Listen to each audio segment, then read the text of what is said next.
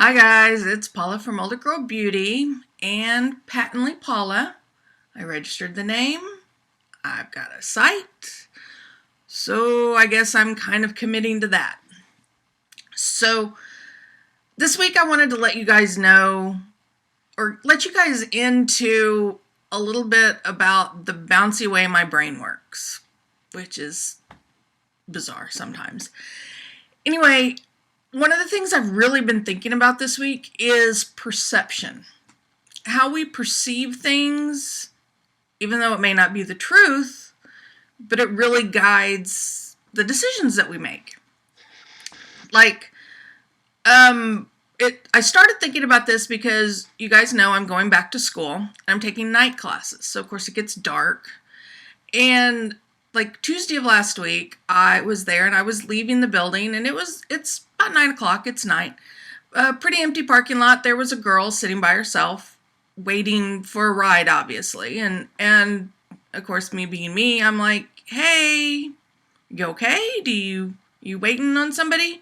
She's like, yeah, waiting on my mom. She's running a little late. And I was like, well, do you need me to hang out with you or wait while she shows up? She's like, no, it's okay. I just talked to her. She'll be here in a couple of minutes. And I was like, okay, see you later. Now, we have a safe campus. We have blue light call boxes and all that stuff. But I just felt kind of weird with this girl sitting in the dark.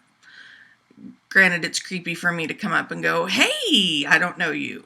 Can I hang out with you? But whatever, it's what I do. Anyway, so I went to my car and I hung out, and then I saw a car pick her up, and I was like, okay, cool. Well, then, like, the next class night, Thursday night, I go and I'm leaving the campus, and I'm closer to the end of the parking lot, and there's a girl sitting on a curb. So I pull up and roll my window down. I'm like, hey, not to be creepy, but is everything cool? Do you need a ride? What's going on? She goes, well, waiting for my boyfriend. We got out of class early. My phone's dead. I can't get a hold of him. I'm like, well, you want to use my phone to call him? I mean, it's cool, you know. It's dark out here. And she was like, that would be great. So she comes over to the car, and I open the door, and she's sitting in my car, and we're chit-chatting, and she's using my phone. And I'm sitting there thinking, you know, if I didn't look like somebody's mom from the suburbs, you know, she probably wouldn't have trusted me enough to come sit in my car, because she was fully in my car. And all I had done was, hey, do you want to use my phone? And to me, the perception is, because I look like somebody's mom from the suburb, I looked safe. So she knew that she would be able to safely do what she needed to do. If I didn't, she wouldn't have gotten in the car. But she didn't know me from Adam. I could have been a creepster, you know, to drive off with her, but I didn't, of course, because that's weird. But it just led me to think, you know, it's all in perception. I perceived that she needed help, so I stopped. She perceived that I was safe enough she could use my phone to call to let her boyfriend know that she was ready to go. You know, I think it guides our actions. Like, one of the things in the media right now is like Bernie Sanders and how he looks like somebody's disheveled uncle. You know, like his hair is never fixed right. His suit is always a little bit big. And okay, that doesn't mean he doesn't know what he's talking about. It just means he doesn't have a good polished image to put his message across. I mean, shit, they can hire somebody to do his hair. They can hire a tailor to come in and do that. It's not going to change the fact that his core message is the same thing that it's been since 1984, you know. It's how we guide our actions. Yesterday, I drove 4 hours north to go see a really great friend that I haven't seen in a long time, and I'm not really certain when I'm going to get to see her again. So to me, it was worth it to drive up there 4 hours, spend time with her, and come home. Her perception was, God, that's too far to drive. Don't bother. Don't come up. I can't believe you did this. Da da da da da. Well, my return on investment or value of what my perception was to get to spend time with my friend.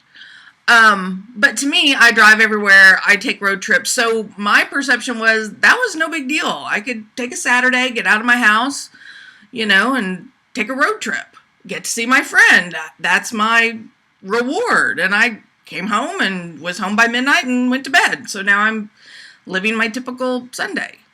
But to her, it seemed, extraordinarily, a big thing to do. And yeah, it probably could be that way, but to me it was worth it. Talk about products.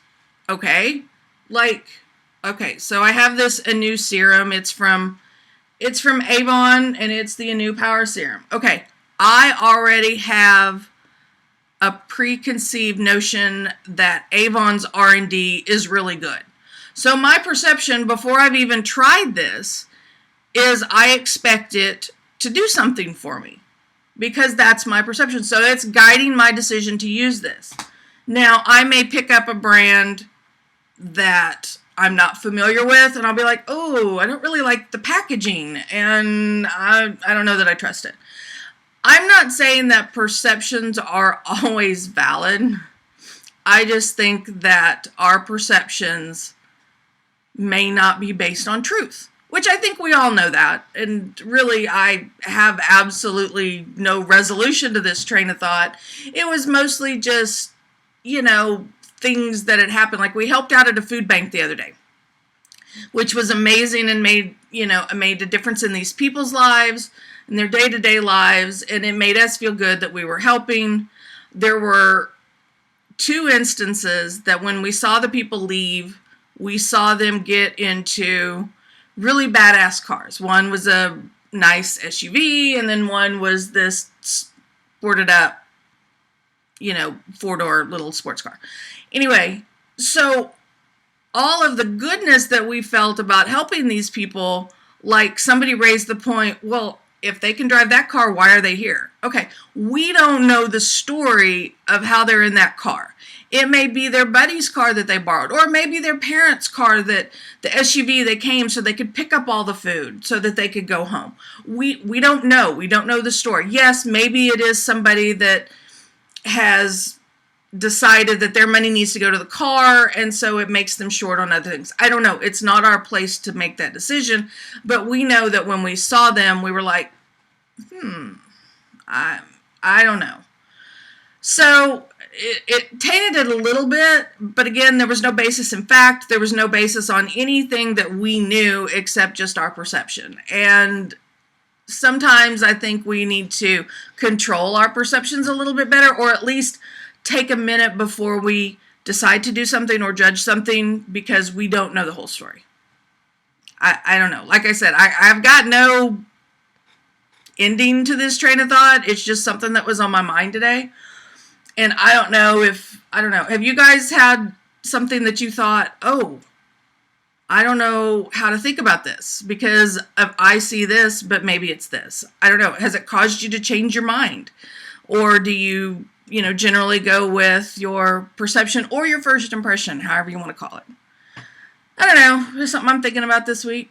Hope you guys have a great week. Talk to you later. Bye.